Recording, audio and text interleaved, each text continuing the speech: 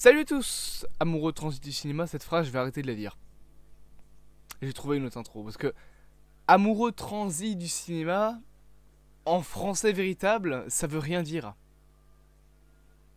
Alors un amour transi, c'est un amour tellement fort que parfois t'en as des malaises ou tu tombes, tu tombes inconscient. Plus ou moins ça, un amour transi, je vulgarise. Hein. Mais amoureux transi du cinéma, ça veut rien dire.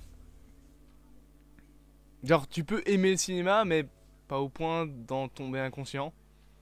Enfin, c'est un concept, le cinéma, c'est pas une personne. Donc, on va arrêter cette phrase. Je trouverai quelque chose d'autre. Sinon, bonsoir, mesdames, messieurs et autres compatriotes fougères. Ça, c'est bien. Nous allons aujourd'hui parler jeux vidéo et plus précisément adaptation de jeux vidéo. Alors, je voulais faire une vidéo concernant les projets, les adaptations de jeux vidéo que je préfère. Celles qui sont pour moi les meilleures qui ont été faites jusque-là. Il y en a pas beaucoup, parce que les adaptations de jeux vidéo, c'est globalement de la merde. Bonjour Silent Hill Révélation, bonjour la saga entière de Resident Evil avec Mila Jovovich, bonjour le film Mortal Kombat, etc. etc. Le film Mortal Kombat de 2021, précisément, je l'ai détesté. Bref, les adaptations de jeux vidéo, concrètement, c'est de la merde. Mais il y en a quelques-unes qui sortent un petit peu du lot, qui ont quelques qualités. Est-ce que c'est un top? Oui, techniquement, pas un top 10, c'est un top 1, 2, 3, 4, 5, 6, 7. 7, un top 7. Voilà. C'est bien? C'est bien. Donc on va parler de mes 7 adaptations de jeux vidéo préférées. Attention, c'est mon avis. Je comprends qu'il y en a certains qui vont dire non, mais le film Mario il doit être top 1. Dans un monde où Arcane existe, non. Voilà. On commence tout de suite, bien évidemment, on va pas perdre plus de temps. Alors, cette vidéo contiendra des légers spoils concernant et l'histoire du film et l'histoire des jeux ou de la série, etc. Bref, contiendra en gros des spoils concernant le lore de l'adaptation et du matériel de base. Ça paraît logique, comme ça vous êtes au courant. On commence tout de suite bien évidemment avec du coup mon top 7 qui va, je pense, faire lever des sourcils à pas mal de monde. Resident Evil, Welcome to Raccoon City. J'ai fait à l'époque des 5 points positifs et négatifs une vidéo de Welcome to Raccoon City. Et j'avoue que la première fois que j'ai vu ce film, je me suis dit putain c'est pire que la saga de Mila Jovovich. À l'époque j'avais 14 ans, un truc ainsi. Ah bah non, il est sorti en 2021 donc je devais avoir 15 ans je crois, un truc dans le genre. Mais en tout cas voilà, j'étais jeune et con. Concrètement, j'avais pas un œil très ouvert à 15 ans, j'avais pas vu non plus un nombre incalculable de films et j'ai commencé vraiment à m'ouvrir justement à cet âge-là à plus de films. Donc beaucoup de gens ont défoncé Welcome to Raccoon City, plein de gens ont dit que c'était de la merde, que c'était pire que les films de Mila Jovovich et je ne suis absolument pas d'accord. Déjà parlons de l'adaptation en elle-même, parlons du respect du matériel de base. Je trouve que Welcome to Raccoon City s'en sort beaucoup mieux dans l'adaptation du jeu vidéo Resident Evil que les films de Mila Jovovich. Les films de Mila Jovovich, on le sait, ils ont pris le parti de faire complètement autre chose. Et on prend quelques personnages des jeux et on raconte une toute autre histoire. On a globalement que des incohérences dans toute la saga. Tu passes de un film qui se passe 4 ans après l'infection à un film qui est censé se passer juste après et qui se passe 5 ans après l'infection. Je te vois, Resident Evil Rétribution. Donc voilà, la saga de Mila Jovovich, clairement c'était pas la saga qui adaptait le mieux les jeux. Et le but de Johan Roberts, donc le réalisateur justement de Resident Evil Welcome to Raccoon City, était d'avoir un film qui développait mieux, on va dire, les jeux. Et il voulait adapter le premier et le deuxième en même temps. Ce qui en soi est quelque chose, on va dire, de louable. C'est deux jeux qui se passent plus ou moins dans la même période. Alors, normalement, dans les jeux, le 2 se passe, je pense, 2 ans après le premier. Mais allez, on peut dire que c'est quelque chose d'intéressant d'adapter les deux jeux. Techniquement, s'il aurait voulu, il aurait quasiment pu même adapter les 3, mais ça aurait été, je pense, enlever trop d'intrigue de Resident Evil 3 avec Jill, etc. Parce que c'est censé se passer plusieurs années après l'incident du Malheur Spencer, Resident Evil 3. Mais bref, passons. On adapte donc les deux jeux Resident Evil 1 et 2, avec donc le Malheur Spencer et Raccoon City d'un côté. Et il y a beaucoup de bons points dans ce film. Déjà, la retranscription de Raccoon City. Alors, dans les jeux, j'ai déjà expliqué plein de fois, c'est censé être une grosse mégalopole, enfin pas mégalopole, mais en tout cas une très grosse ville, avec des buildings américains, etc. Comme ce qu'on a eu dans les films de Mila Jovovich. c'est plus proche en soi de ce qu'est le Raccoon City des jeux, mais c'est aussi plus incohérent. Explication toute conne, vous le savez, à la fin de ce film, Raccoon City explose. Sauf que au début du film, tu vas avoir un texte qui va défiler, qui va t'expliquer que la ville est quasiment à l'abandon, plus personne n'en a rien à foutre, Umbrella s'est barré. C'est plus logique que personne ne s'inquiète d'une ville comme ça que de la métropole, ou en tout cas de la grande ville qu'on nous décrit dans les jeux. C'est plus logique, je trouve, d'avoir une petite ville dans Welcome to Raccoon City, et concrètement, si cette ville-là explose, tout le monde s'en fout. Là où la ville dans le jeu vidéo, elle est gigantesque, il y a, je pense, 100 000 habitants dedans, enfin c'est vraiment une grosse ville, et faire péter ça d'un coup, c'est pas censé passer inaperçu. Et surtout que dans les films, c'est encore plus con, tu vas passer ça pour un canular. Oui, bien sûr. Mais bref, c'est notamment un des points positifs du film. L'autre point positif, je trouve, c'est la mise en scène et l'aspect vraiment graphique, entre guillemets, c'est pas un jeu vidéo mais vous m'avez compris, de Johan Roberts. Tout le côté avec l'ambiance qu'il met dans le film, le design sonore aussi est très cool. On a des créatures, je trouve, très stylées. Certaines personnes vont dire que les effets spéciaux sont moches. Je trouve pas tant que ça, je trouve que ça passe. Les liqueurs sont sympas, ils sont même plutôt jolis, je trouve. On a bien évidemment les chiens zombies. On a les zombies, ça paraît logique. D'ailleurs, petite anecdote, sachez que le design de ces zombies dans ce film-là est basé sur les effets des radiations sur un corps humain. En fait, Johan Roberts étant fan de la mini-série Tchernobyl, il a voulu que ses designers et que les maquilleurs designent les zombies à partir de comment les radiations évoluent sur un corps humain. C'est pour ça qu'ils sont un peu propres et qu'ils se décomposent au fur et à mesure du film. C'est tout simplement parce qu'on se base sur les radiations. Donc il y a vraiment des bons points dans ce film. Tout le côté, je trouve qu'en vrai, la manière dont ils adaptent les deux jeux est plutôt correcte. Alors, il y a des points négatifs, on va en reparler juste après. Mais pour un film qui adapte deux jeux en même temps, je trouve qu'il s'en sort plutôt bien. On a des points des deux jeux, on a des scènes des deux jeux qui sont reprises, notamment par exemple la scène avec le camion qui explose devant le commissariat de Raccoon City. C'est un peu complètement con parce que bon, vu le camion qui explose, Léon aurait dû le sentir quand même, mais bref, passons. Même s'il le sent pas, je trouve que la scène est quand même plutôt stylée. Encore une fois, le Malheur Spencer et le commissariat, même si on voit qu'ils sont limités au niveau du budget, parce que c'est le cas, hein, ils ont été complètement limités au niveau du budget, je trouve qu'on s'en sort plutôt pas mal. Le Malheur Spencer ressemble au Malheur Spencer, et la manière dont on essaye de retranscrire le commissariat de Raccoon City, je trouve que c'était intéressant. Maintenant, bien évidemment, il y a des points négatifs. Le scénario a des gros problèmes, Léon est raté, voilà, de A à Z. La fin, excusez-moi, le méchant final, donc William Birkin, bon, voilà, hein, de 1, pas très beau, et de 2, c'est complètement con. La fin, comment est-ce que William Birkin est battu par Léon avec un lance-roquette? Alors ok, c'est comme ça qu'ils battent le tyran dans Resident Evil 1, le jeu, mais ça fait juste complètement con parce que le train il aurait dû exploser avec. Il y a des défauts, bien évidemment, il n'y a pas que des qualités. Le personnage de Jill, je trouve qu'il est un petit peu, voilà, mis trop de côté. Wesker qui est plus juste un agent double que réellement un grand méchant. C'est vrai que Wesker aurait juste dû rester Wesker. Il a même pas ses lunettes de soleil, il les a qu'à la fin. Malgré tout, je trouve que ce film a quand même essayé plus de choses. Il a essayé d'être plus correct et d'être d'être une meilleure adaptation, on va dire, des jeux que les films de Milla Jovovich. Et rien que pour ça, je trouve que le film n'est pas si mauvais que ce que les gens disent, tout simplement. Autre film qui est plus ou moins aussi dans cette vibe de film pas si mauvais mais qui a quand même beaucoup de problèmes, c'est le premier film Silent Hill. Alors, on est beaucoup plus loin, je trouve, de l'adaptation fidèle. Déjà, on remplace le personnage principal, qui de base n'est pas Rose da Silva, mais Harry Mason. C'est un mec de base, c'est un homme. Et pour le remplacer, on a remplacé ce personnage-là par une femme. Pourquoi? Pour avoir ce cliché, entre guillemets, de la mère qui doit retrouver sa fille. Parce que concrètement, c'est ça, elle doit retrouver sa fille. Comme Harry Mason doit retrouver sa fille dans Silent Hill, dans le premier jeu.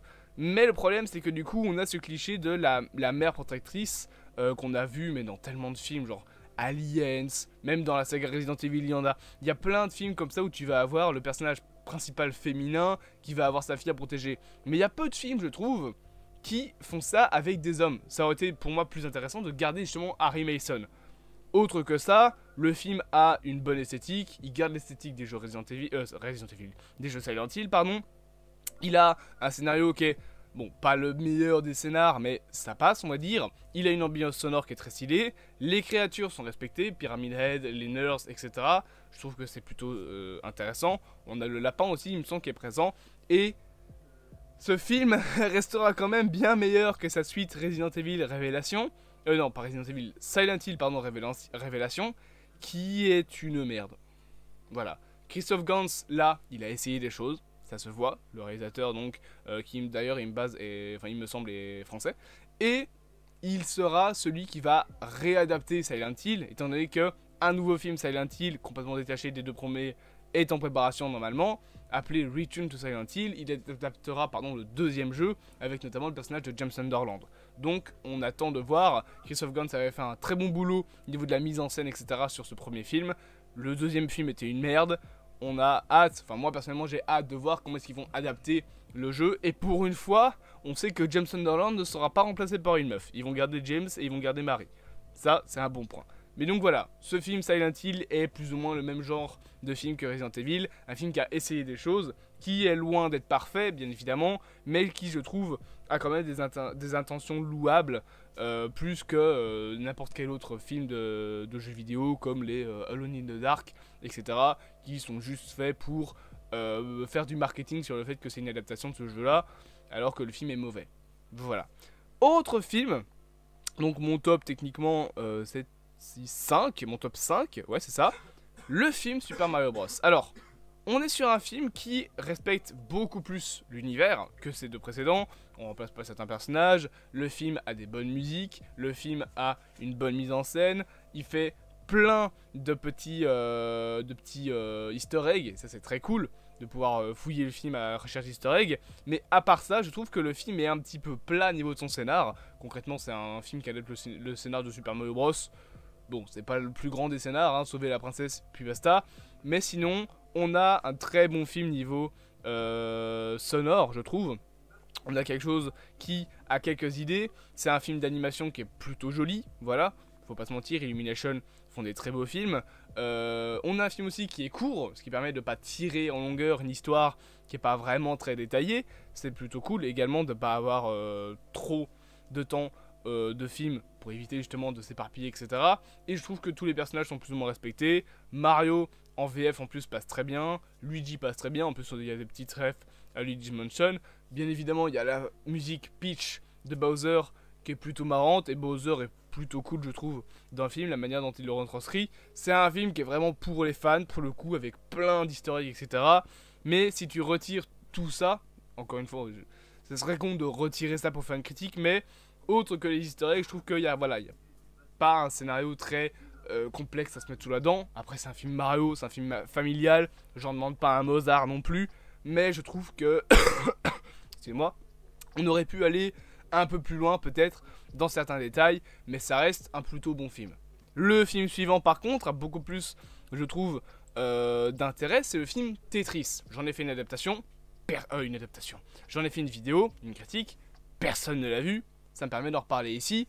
Le film Tetris est une adaptation techniquement, non pas d'un jeu vidéo, parce que d'adapter Tetris, bon bah, ça va être un peu compliqué, il n'y a pas de scénar. Par contre, c'est une adaptation de l'histoire du jeu Tetris. Et c'est là que le film se démarque. Le film est, je trouve, très bien rythmé, a de très bonnes idées de mise en scène, a de bons rebondissements, des acteurs très bons dans leur rôle, a une très bonne ambiance avec les années 80, etc. On a beaucoup, bien évidemment, de références à Tetris, etc. Et je retrouve un petit peu l'ambiance, je vais pas dire de Tchernobyl, excepté pour la fin. Parce qu'à la fin, comme dans la série Tchernobyl, on va avoir une espèce de petit fond noir avec juste des cartons d'images où tu vas avoir des textes qui vont nous expliquer ce qui se passe réellement après ce que raconte le film. Dans la série Tchernobyl, on a également eu ça. La série ayant dû prendre quelques libertés, la fin de la série se permet de faire un hommage aux personnes qui ont travaillé sur Tchernobyl en disant voilà, c'est plutôt comme ça que ça s'est passé. On a pris quelques libertés, mais il y a aussi ces détails là que vous devez savoir. Dans le film Tetris, le même truc, le même principe est réutilisé à la fin du film pour expliquer ce qui se passe après ce que le film raconte. Mais en soi, le film, je trouve, a un bon rythme, une bonne musique, a des acteurs encore une fois qui sont très bons. Taron Egerton, voilà, impeccable dans son rôle. Donc concrètement c'est un film je trouve qu'il faut voir. Voilà, c'est con mais un film Tetris ça peut hyper. Quand on fait un bon film en tout cas ça peut être intéressant. Et je trouve que ce film là était vraiment bon.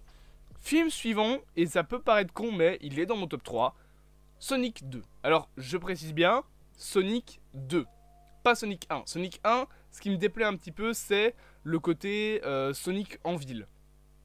Je trouve que ça passe dans le film mais c'est un petit peu bizarre. Sonic 2 a moins ça, on a moins des décors en ville, on a beaucoup plus de décors un peu plus fantaisistes. On va avoir la pyramide avec l'émeraude du chaos, on va avoir les décors enneigés comme dans Sonic Adventure 2 il me semble, je sais plus si c'est le 2 ou si c'est un autre jeu, mais on va avoir des décors enneigés, on va avoir aussi beaucoup plus de personnages et beaucoup plus de trucs fantaisistes. Tu vas avoir l'apparition de Tails, l'apparition de Knuckles, l'énorme machine de Dr Robotnik. D'ailleurs Dr Robotnik est toujours aussi bien que dans le premier film je trouve, interprété par Jim Carrey, avec une tenue beaucoup plus screen accurate j'ai envie de dire, en tout cas beaucoup plus proche du jeu vidéo, avec une tenue rouge, la grosse moustache, les lunettes rondes et rouges.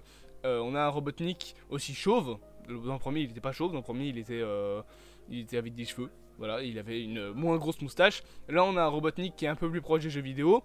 On a comme dans le film Mario aussi quelques petites références bien évidemment qui sont posées, hein. On a Super Sonic qui est présent, etc. Mais je trouve que c'est un film qui, contrairement au premier film Sonic, se permet beaucoup plus de choses dans le fantaisiste. Et ça en fait je trouve un meilleur film. Tu vas avoir plein de petits détails liés aux jeux vidéo qui vont être utilisés dans le scénario du film. Par exemple la fameuse bulle de quand Sonic reprend sa respiration dans les jeux va être utilisée quand Sonic et Knuckles seront coincés dans l'eau. Donc voilà, c'est un film qui était vraiment très cool. Le 3 est très prometteur avec l'apparition de Shadow. Et sachez qu'en plus une vidéo sur Sonic et l'univers étendu Sonic est en préparation, normalement peut-être aujourd'hui, sur la chaîne. Et bien non, excusez-moi, vous le savez du coup ça c'est le troisième film dans mon classement. Alors il pourrait changer, c'est juste que j'ai préféré le mettre là, pour une valeur étalon. Mais quel est donc mon top 2 ? Je pense que vous le voyez venir, le top 2 est un petit film du nom de Five Nights at Freddy's. N'en déplaise aux critiques, je trouve que le film FNAF est une adaptation très bonne du lore du jeu. Voilà. Alors oui, il y a des détails qui sont changés, Mike Smith qui est pas Michael Afton et qui est pas le fils de William Afton, en même temps les gars c'est complètement con, pourquoi est-ce qu'il aurait littéralement oublié son père? Bref, le film FNAF, écrit en plus par Scott Calton, magnifique, et je trouve une très bonne réinterprétation du lore. Moi personnellement par exemple le coup de Vanessa et la fille de William Afton, je m'y attendais pas. J'avoue que je m'attendais plus à ce que ce soit Mike, le fils de William Afton, mais ça aurait été un peu bizarre scénaristiquement, encore une fois qu'il oublie l'existence de son père. Cependant le fait que ce soit Vanessa, j'avoue que je m'y attendais pas. J'aurais compris qu'elle était de mèche, bien évidemment, parce que elle est un peu spéciale dans le film, etc. Mais qu'elle soit la fille de William Afton, c'est que ça arrive comme ça d'un coup. Mais autre que ça, dans le film, on a, je trouve, des très beaux décors. On a bien évidemment des musiques qui sont très stylées. L'intro en mode 8 bits, parfaite. Les animatroniques sont magnifiques, je trouve. Les 5, même les 6, même les 7, si on compte Spring Bunny et Cupcake. Je trouve que c'est vraiment des animatroniques qui ont été vraiment très bien faits. L'interprétation, bien évidemment, de William Afton par Matthew Lillard, je la trouve parfaite. Je sais que beaucoup de gens fancastaient William Dafoe. Honnêtement, ça aurait pas été. Oui, il joue bien le bouffon vert, mais bon, c'est comme Jack Nicholson. Le faire jouer tous les tarés, au bout d'un moment, t'as l'habitude. Matthew Lillard, oui, on a l'habitude de le voir jouer des personnages excentriques. Mais je trouve que son interprétation de William Afton était vraiment très cool. Bien évidemment, tu vas avoir plein de petits détails liés à FNAF, plein de petits easter eggs qui sont très marrants, genre Balloon Boy, tout con. Tu vas avoir aussi, et ça c'est bien, en VF, le fait qu'on va garder le mot Springlock. En québécois, ils le gardent pas, mais tu vas avoir justement le petit foreshadowing qui va être marqué quand Vanessa va expliquer à Mike c'est quoi des Springlock. Donc voilà, on a un film qui... excusez-moi, a pris un jeu et en a fait, je trouve, une bonne réinterprétation. Il y a des défauts, bien évidemment. J'aurais préféré qu'on ait plus de plans caméra. Oui, le film aurait pu être plus violent, mais je trouve que pour un premier film FNAF, pour une première adaptation, pour un premier essai du lore et de ce jeu au cinéma. Je trouve que les critiques ont été très dures. Bon, bien évidemment, j'ai fait une vidéo entière pour expliquer que y a des gens, autant je peux comprendre certains qui n'aiment pas le film, autant tu vas avoir carrément des créateurs de contenu qui vont juste l'insulter parce que ça fait des clics. Mais bon, on a l'habitude, hein, c'est YouTube. Malheureusement, les gens ne sont jamais vraiment très vrais sur la plateforme. C'est triste, mais c'est comme ça. En attendant, moi, n'en déplaise les gens, FNAF au cinéma, c'était un très bon banger. En plus, le film a été un carton monumental. Il arrive seulement dans quelques jours d'ailleurs au Japon. Donc peut-être qu'il dépassera les 300 millions de dollars. On verra bien. Mais en tout cas, voilà. Très bon film. Dans mon top 2. Bien évidemment, il y a aussi la tâche que j'ai à FNAF. Hein. Ça n'en démord pas. Mais je trouve que c'est l'une des meilleures adaptations du lore d'un jeu qui a été faite au cinéma. Maintenant, du coup, bien évidemment, on peut se poser la question, mais quel est pour moi mon top 1 en termes d'adaptation de jeux vidéo? Eh bien, pour le coup, ce n'est pas un film, c'est pas un téléfilm comme Tetris, c'est une série. Je trouve que la meilleure adaptation de jeux vidéo, c'est Arcane. Arcane qui est donc une série d'animation adaptant le lore de League of Legends. Et techniquement, maintenant, ça a été confirmé, c'est même l'histoire de base des personnages. Donc Arcane est canon à l'histoire des jeux vidéo. Et les origin story qu'on va voir dans Arcane sont maintenant les origin story des personnages en jeux vidéo. Et je trouve que c'est le premier projet, et le seul projet de toute la vidéo, qui peut... comment expliquer ça? Qui est très bon, même en dehors de l'adaptation. Honnêtement, League of Legends, j'y ai joué quelques fois, c'est pas un jeu pour moi, et le lore, j'y connais rien, j'y connais pas grand chose. Malgré tout, je trouve que la manière dont Arcane le fait, c'est le seul de tous ces films qui, en dehors d'être un jeu vidéo, est aussi une très bonne série. C'est une série qui est déjà magnifique niveau animation, qui a un bon scénario, un très bon fond, de très bonne musique, et des bons personnages très bien développés. Tout simplement, petite anecdote, Arcane est tellement beau graphiquement que c'est l'un des projets qu'on utilise pour apprendre l'animation en études d'animation 3D. Arcane, on l'utilise pour apprendre la colorimétrie, pour apprendre les plans de caméra, etc. Et on n'utilise même pas Into the Spider-Verse. C'est pour vous dire à quel point Arcane est bien coté dans le monde de l'animation. Parce que concrètement, c'est une très bonne série qui a vraiment une patte graphique très stylée et qui arrive à se détacher un petit peu de ce qu'on avait avant. Maintenant, on a beaucoup de styles qui sont mélangés. On va avoir le style Into the Spider-Verse avec un style d'animation bien précis. On va avoir le film Tortue Ninja qui va... Mutant Mayhem bien évidemment, qui va avoir une patte graphique beaucoup plus peinture. On va avoir Arcane qui va avoir une patte graphique un peu plus vidéoludique. On va avoir le chapeauté qui va avoir un mélange 3D 2D. Concrètement, les projets comme Arcane et Into the Spider-Verse ont permis à l'animation de se développer beaucoup plus. Et même en dehors du jeu vidéo, je trouve que Arcane est une série tellement bonne et tellement bien faite que parfois on en oublie carrément que c'est un jeu vidéo de base, que c'est quand même une adaptation de League of Legends, on le rappelle. Parce que c'est, je trouve, le seul projet qui, encore aujourd'hui, hors de l'adaptation de jeux vidéo, peut réellement prétendre à être une série qui va rester dans les mémoires, qui va graver les gens. Une saison 2 arrive en novembre, on a hâte, et au final, je trouve que c'est la meilleure adaptation de jeux vidéo qui ait jamais été faite pour l'instant, au-dessus de tous les films qui sont sortis, au-dessus des Resident Evil, au-dessus même du film FNAF. Arcane est ce qui a eu de mieux en termes d'adaptation de jeux vidéo. C'est donc un petit peu mon classement, voilà mon top 7. J'ai pas voulu en mettre 10 parce que concrètement c'est les 7 seuls films que je trouve bien et qui sont des vraies adaptations basées sur un jeu vidéo. Parce que tu vas avoir Free Guys, tu vas avoir Pixel, tu vas avoir Ready Player One, mais c'est pas vraiment des adaptations de jeux vidéo, c'est des films qui vont plutôt s'imprégner de la pop culture. Oui, dans Pixel, tu vas avoir Pac-Man, tu vas avoir Donkey Kong, mais c'est pas une adaptation d'un jeu vidéo précis. Et en même temps, il aurait pas été dans le classement parce que Pixel est un film très très très moyen, je trouve. Donc c'était un petit peu mon classement des adaptations de jeux vidéo. N'hésitez pas bien évidemment à me dire en commentaire, vous, quelle est votre adaptation préférée, à vous abonner, à partager, à liker et à commenter. Et on se dit du coup à bientôt pour de prochaines aventures.